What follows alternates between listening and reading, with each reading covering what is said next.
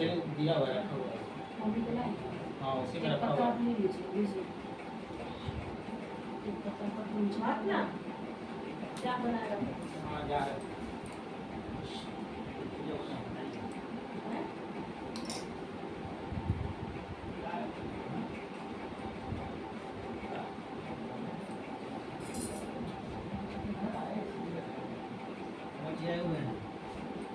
ठीक है ठीक है कीजिए कीजिए ठीक है। भूजा वूजा उसमें से नाश्ता उसका कुछ निकाल कर दीजिए।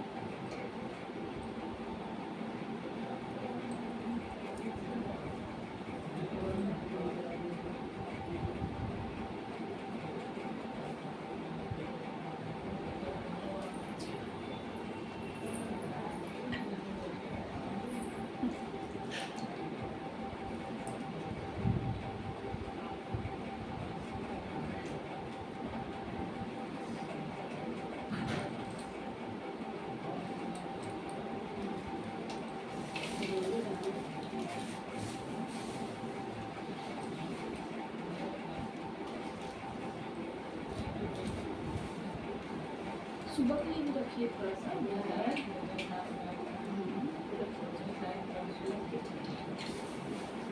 सुबह में थोड़ा सा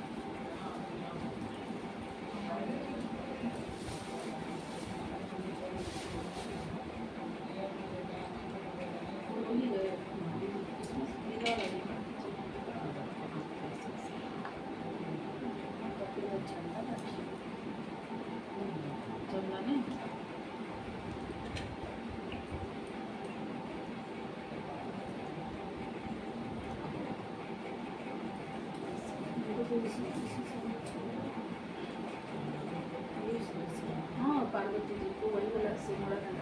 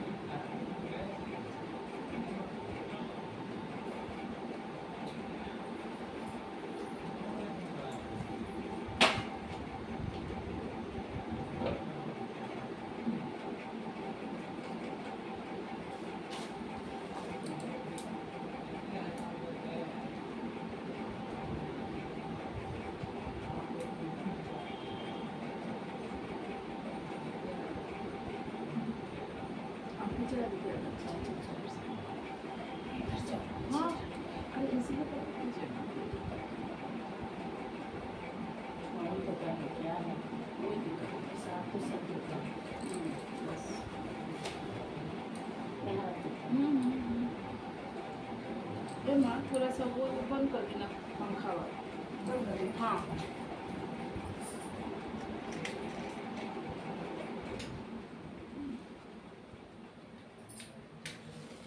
चलिए इसको चलिए।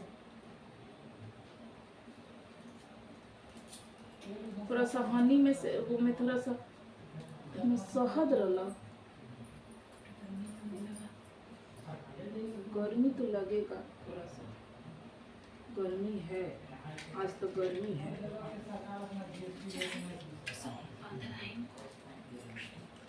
ए जी, उसमें मध था ना? ना, नहीं था अपने वहाँ। मध था। ढंग से देखे नहीं है वहाँ, इसमें नहीं है। माँ थोड़ा सा वो खोल के देखी तो मध बा। है। देख लेंगे। मध का शीशी हम रख ले, नहीं तो थोड़ा भगवान जी को चढ़ाएंगे, भोलेनाथ इनको चढ़ाया जाता है।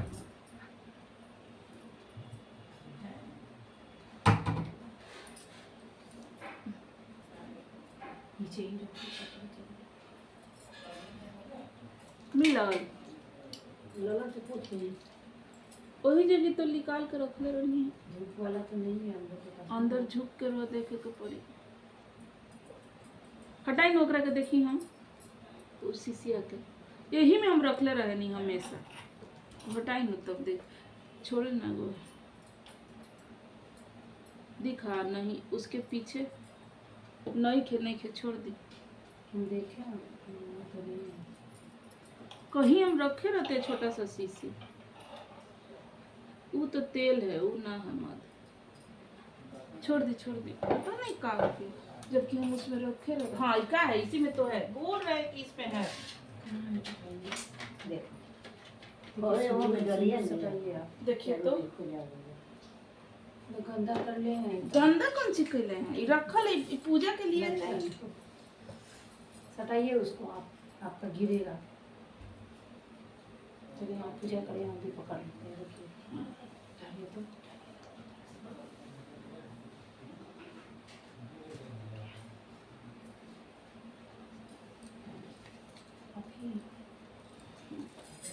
अब हो गया, अब इतना जो कैमरे अच्छा हम अब क्या करेंगे कि ये आवाज़ बंद कर देंगे। अब कथा जो करेंगे ना वो आवाज़ कम है। पंखा खोल दी माँ। है, ये ना बंद हो जाएगा। नहीं बंद होगा, कम करके खोल दी तो माँ पंखा तनी कम आपका कर दी। चुनरी कहाँ गया? उधर नहीं, उधर से हाँ। अभी हम कथा कहेंगे। आपका चुनरी कहाँ गया? हाँ? आपसे बोली कि 2 दिया लाएंगे यहाँ रखने के लिए। मंगा दे, मंगा दे, बनाई क्यों? मंगा दे। जल्दी के फोन करते हैं। अब हम कथा कर रहे हैं, छोड़ दी। तो करिएगा तो क्या हुआ, दिया नहीं जल सकता है? हाँ थोड़ी है। हाँ जना के लिए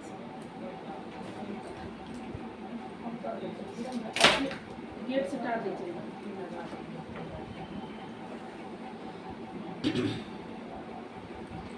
उनके अभी हम लोग दिया माँ से करेंगे।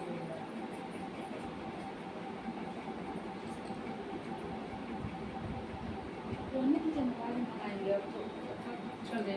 हाँ बस अगर बोलो है गलत इशारा से बोल दीजिएगा, क्योंकि कथा समय अब ये कथा का हम ना रहने देंगे। इसको हम कथा का दिया था, आपका हम ले लेते हैं।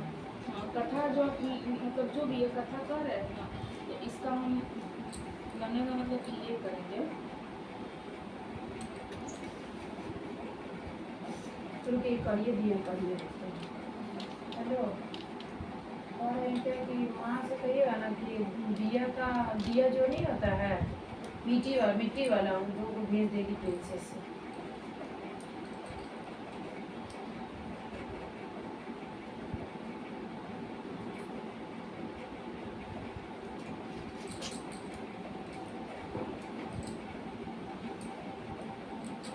आवाज भी है, कथा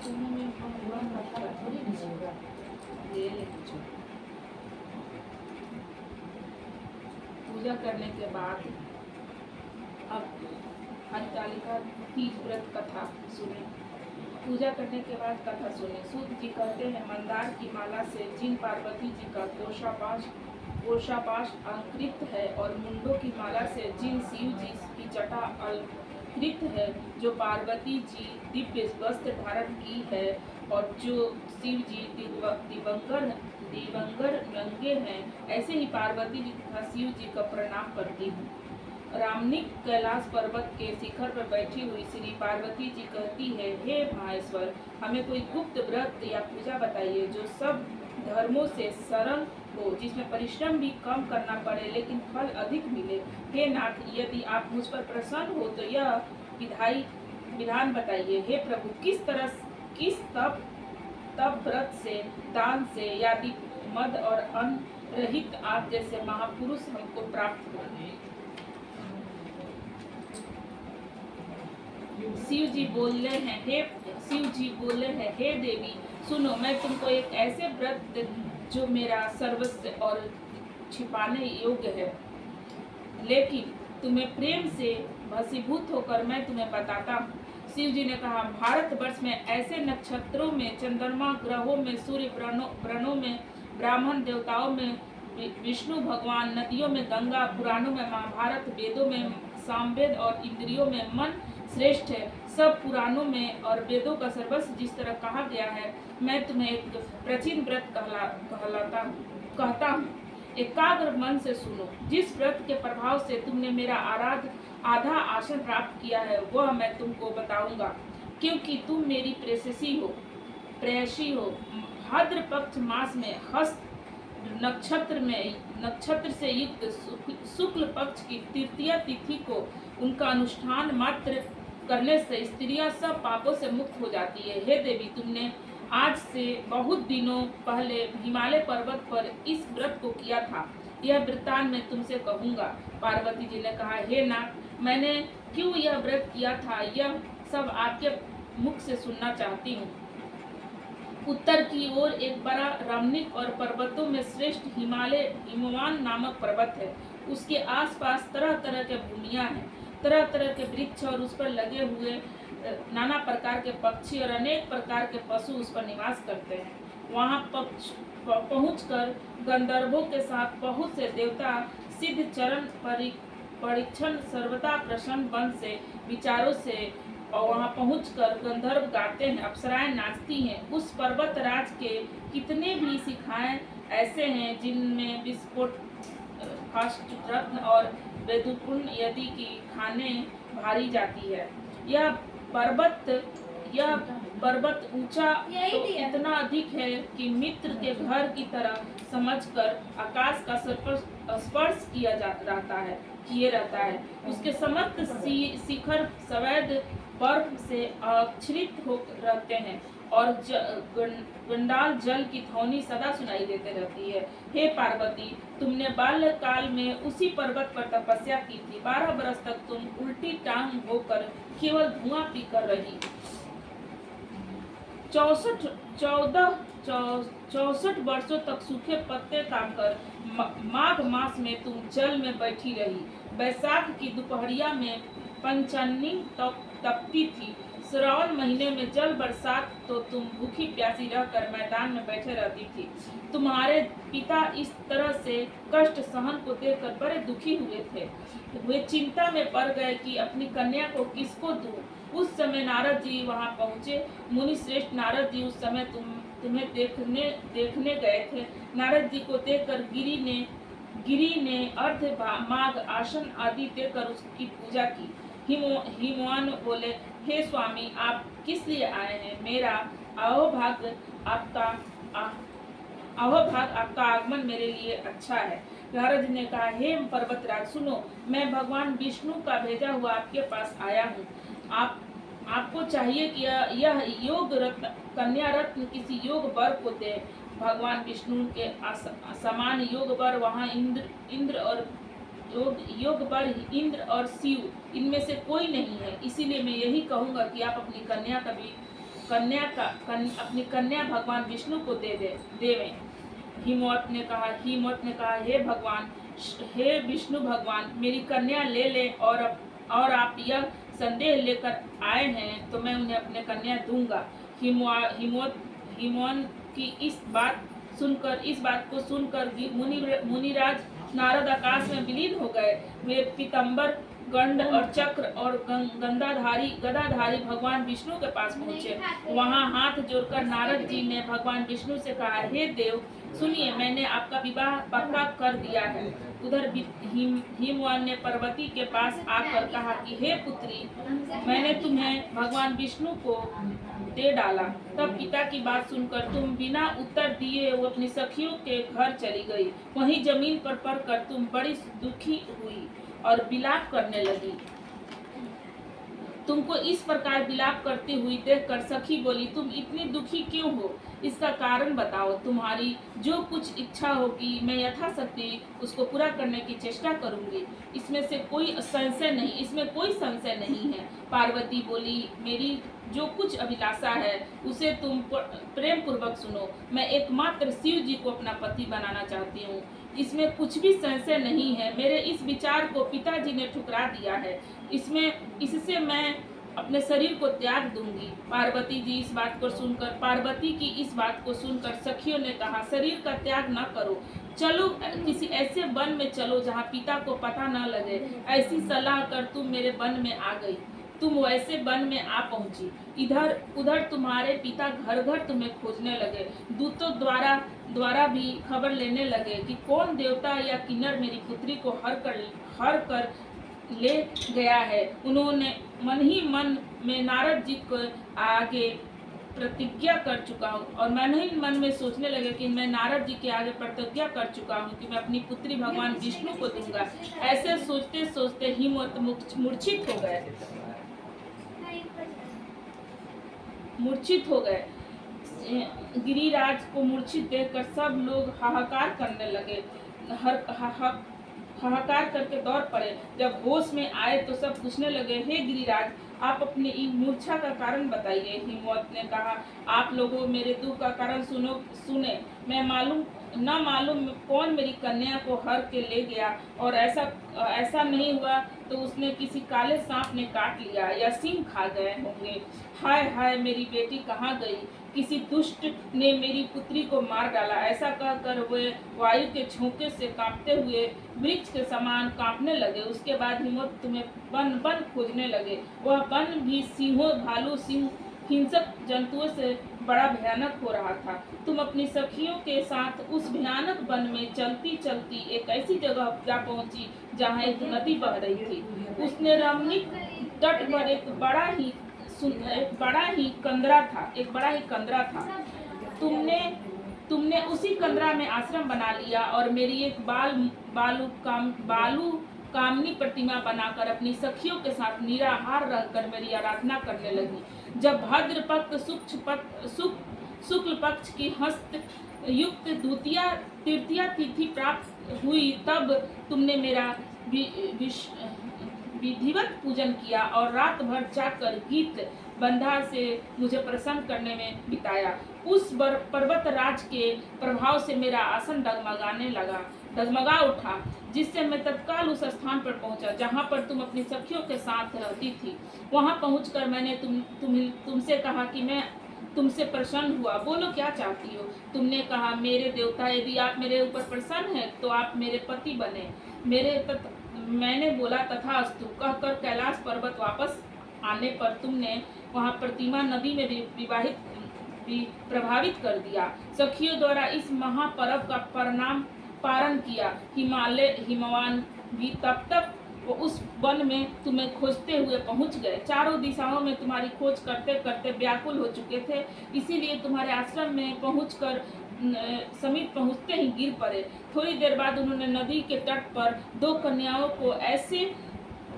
कन्याओं को सोते हुए देखा। देखते ही उन्होंने तुम्हें छाती से लगा लिया और बिलख कर रोने लगे। पूछा, पुत्री, तुम सिंह, व्याघ आदि जंतुओं से परे इस वन में क्यों आ पहुंची? पार्वती ने उत्तर दिया, हे पिताजी, मैंने पहले ही आपको बताया था, शिव जी के हाथों सौंप दिया था।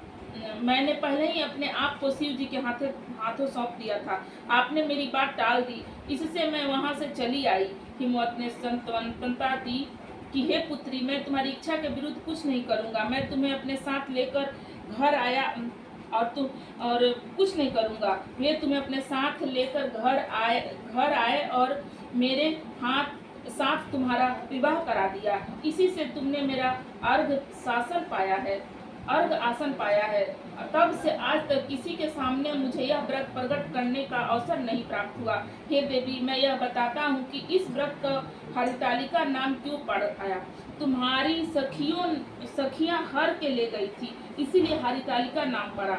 पार्वती जी ने कहा, हे प्रभु, आपने नाम तो बताया, अब इसकी विधि भी बताइए। इससे क्या पुण्य और क्या फल है? यह व्रत कौन करे? श्री शिव जी पार्वती जी से कहते हैं, हे देवी, मैंने समस्त स्त्री जाति के भलाई के लिए उत्तम व्रत बताया है। जो स्त्री अपने सौभाग्य की रक्षा करना चाहती है वह यत्न पूर्वक इस व्रत को करे।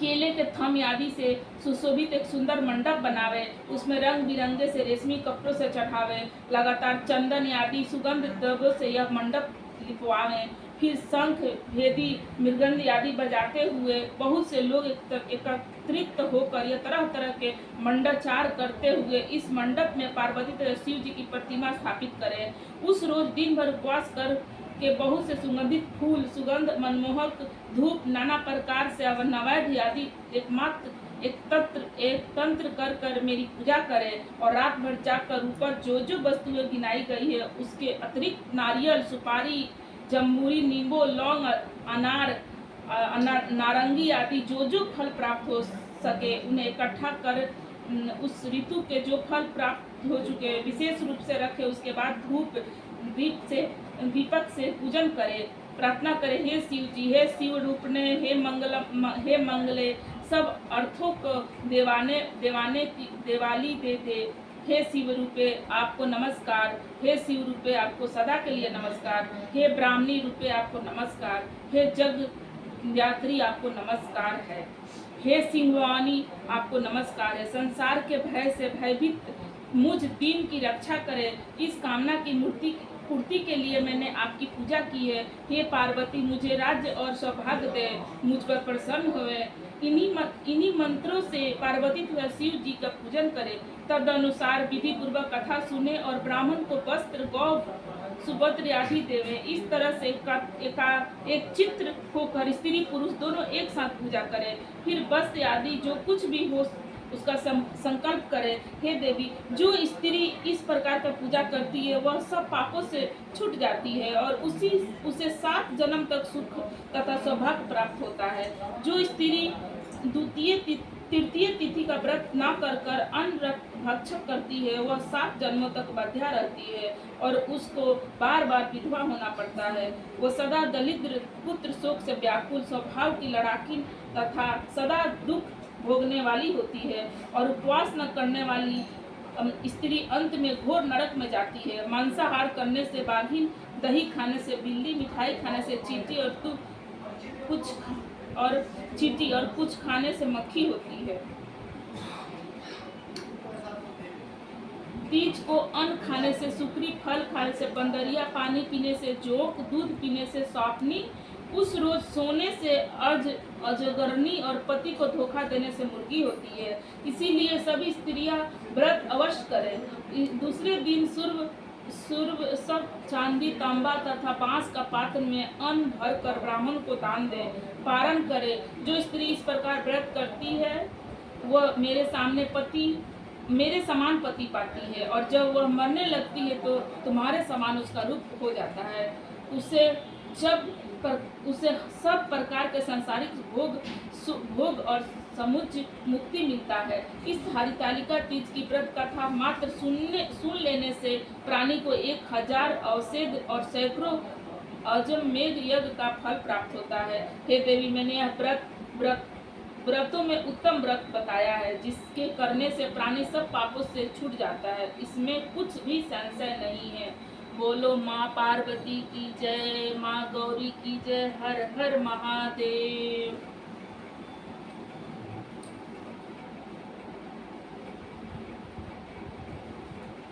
क्या चीज? तीखा होगा। वो करते वही पर एक आदमी हैंडल करेगा फोन, ठीक है।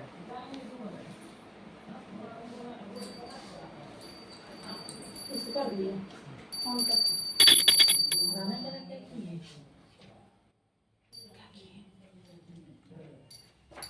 नीचे रखिए आप हाथ से हाथ मत दीजिए चलिए 1 2 3। ओम जय शिव ओंकारा ओंकारा ब्रह्मा विष्णु सदा शिव ब्रह्मा विष्णु सदा शिव हरिधानी धारा ओम जय शिव ओंकारा एकानन चतुरानन पंचानन राजे स्वामी पंचानन राजे हंसानन गरुणासन हंसानन गरुणासन विश्वानन राजे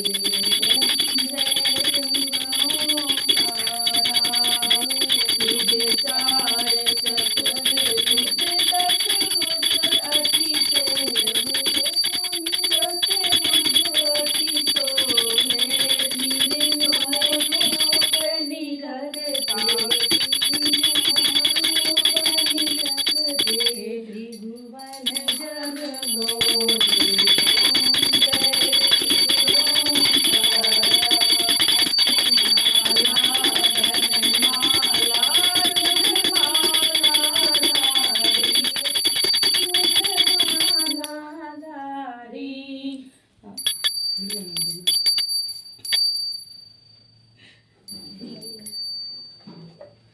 तेरी क्या बोल दी, वो भी मैं आ गया।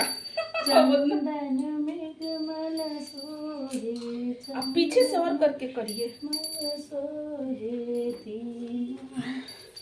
माथा पर नहीं रखिएगा। जय शिव ओंकारा अक्षमाला वनमाला रुके मुंडमाला धारी चंदन मय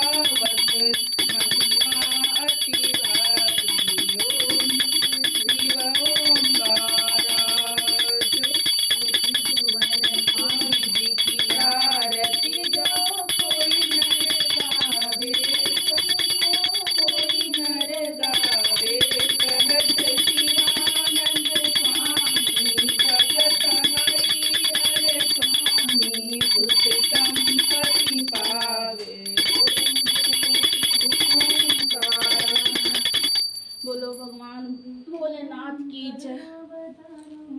संसार सारं भुजगेन्द्रहारं सदा वसन्तं हृदयानिव भवं भवामि सहितं नमामि या देवी सर्वभूतेषु दिवे सर्वसाधिके नमस्तस्यै नमस्तस्यै नमस्तस्यै नमो नमः। बोलो माँ दुर्गे की जय, माँ गौरी की जय, माँ पार्वती की जय। हर हर महादेव। एक बार दिखा के आइए अपने घर में जाइए।